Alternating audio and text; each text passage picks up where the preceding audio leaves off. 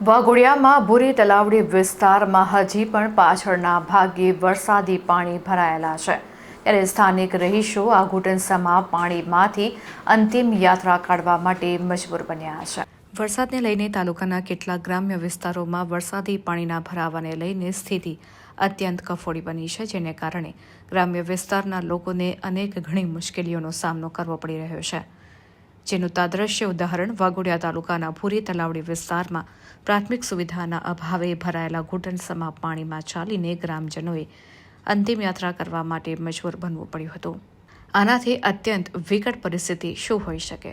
જો આ દ્રશ્યોને જોઈને વાઘોડિયા નગરપાલિકાના વહીવટી તંત્રનું હૃદય પરિવર્તન થાય અને ગ્રામજનોને પ્રાથમિક સુવિધા આપવા માટેની ભગવાન સદબુદ્ધિ આપે તેવી ગ્રામજનો દ્વારા પ્રાર્થના કરવામાં આવી રહી છે। હાલના તબક્કે પણ ભૂરી તલાવડીના પાછળના ભાગે ભરાયેલા પાણી જોવા મળી રહ્યા છે। ખરેખર પાલિકા દ્વારા પાણીના નિકાલ માટે યોગ્ય આયોજન કરવાની તાતી જરૂરિયાત હોવાનું ગામના અગ્રણીઓમાં ચર્ચાઈ રહ્યું છે।